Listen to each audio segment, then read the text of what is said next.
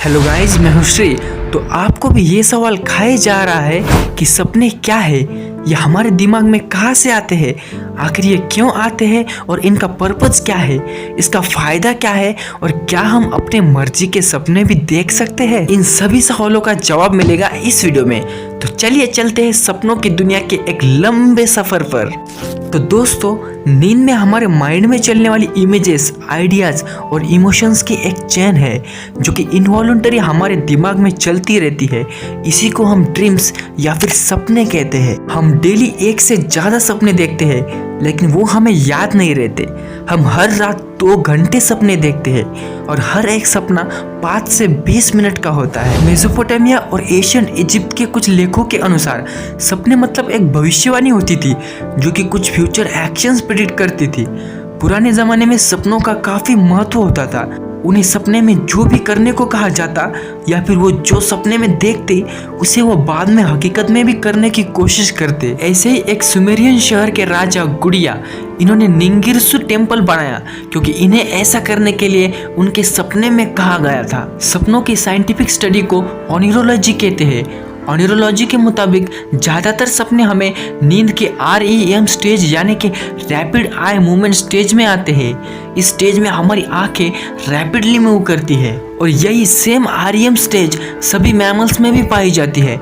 इससे ये अंदाज़ा लगाया जा सकता है कि बाकी मैमल्स भी इंसानों की तरह ही सपने देखते हैं। 1940 से लेकर 1985 तक केल्विन यस हॉल ने वेस्टर्न रिजर्व यूनिवर्सिटी में 50,000 से ज़्यादा ड्रीम रिपोर्ट्स कलेक्ट किए और इनकी स्टडी से पता चला कि ज़्यादातर लोगों के सपने सिमिलर होते हैं, जिसमें भगवान का दिखना सबसे कॉमन था।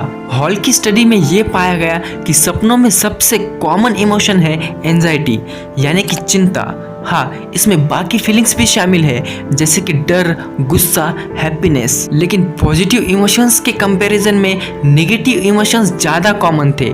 हॉल के डाटा एनालिसिस के मुताबिक सेक्सुअल ड्रीम्स 10% से ज़्यादा नहीं आते और ये यंग एज और टीनेजर्स में ज़्यादा कॉमन है। एक दूसरी स्टडी के अनुसार मेन और वुमेन दोनों के सपनों में 8% सेक्सुअल कंटेंट होता है, जिसकी वजह से कभी कभी ऑर्गेज्म और नाइटफॉल भी होता है। ज़्यादातर हम जो सपने में देखते हैं वो लोग, वो जगह, ये सब काल्पनिक होते हैं और एक दूसरे में मिक्स होते हैं और कभी कभी तो इसका कोई मतलब भी नहीं बनता। लेकिन कभी कभी सपने में हम एक अलग ही दुनिया में इंटर करते हैं जिसे हमने कभी एक्सपीरियंस नहीं किया।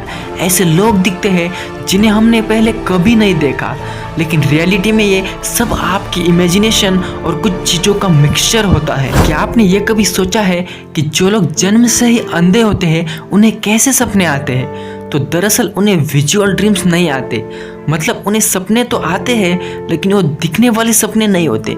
उन्हें सिर्फ आवाज़ या फिर टच, स्मेल और टेस्ट के सपने आते हैं। कुछ मेडिकल स्टडीज़ के अनुसार ये पता चला है कि हम जब सपना देख रहे होते हैं और जब जागते हुए रियल में अपनी आंखों से देखते हैं, इन दोनों केसेस में ब्रेन का सेम पार्ट एक्टिवेट होता है और सेम फंक्शनिंग करता है। ड्रीम्स के बारे में आपने एक टर्म ज़रूर सुनी होगी, लूसिड ड्रीमिंग।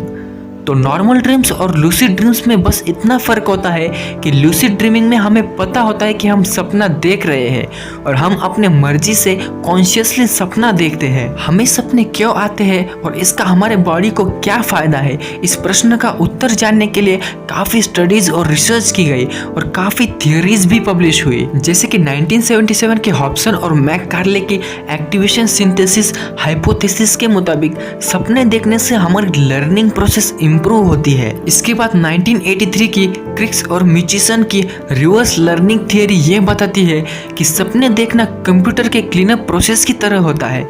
सपने हमारे माइंड में से जंक क्लियर करता है जब हम सो रहे होते हैं। इसके बाद 1995 के हार्टमन के प्रपोजल के मुताबिक सपने देखने वाले को एक सेफ प्लेटफॉर्म प्रोवाइड करवाते हैं जहाँ पर वो हार्ड सिचुएशन को फेस कर सके, जैसे कि एक्सीडेंट होना या फिर बिल्डिंग से गिरना। इसके बाद 2000 की इवोल्यूशन की थ्रेट सिमुलेशन हाइपोथेसिस, जिसके मुताबिक ह्यूमन इवोल्यूशन के दौरान इंसानों को काफ़ी जानलेवा खतरों का सामना करना पड़ता था और जो इन खतरों से सर्वाइव कर गया वो ही आगे अपनी स्पेशीज बढ़ाता था। तो इसीलिए सपने देखने से हम उन सिचुएशन से वाकिफ हो जाते हैं और नींद के दौरान ही उसकी प्रैक्टिस कर सकते हैं, जिससे कि जब वो सिचुएशंस आए तब हम उसे सर्वाइव कर सके। ओवरऑल इन सभी स्टडीज और थियरीज का यही कंक्लूजन निकलता है कि हमें सपने इसलिए आते हैं ताकि हमारे ब्रेन से कुछ अनइम्पोर्टेंट डेटा हटाया जाए और आने वाली कुछ टफ सिचुएशंस के लिए हम तैयार रहे और इसे फेस कैसे करें इसकी एक झलक हम अपने सपने में देख सके। इसीलिए ज़्यादातर सपने नेगेटिव होते हैं। तो बेसिकली सपने देखना हमारे लिए कोई बुरी बात नहीं है।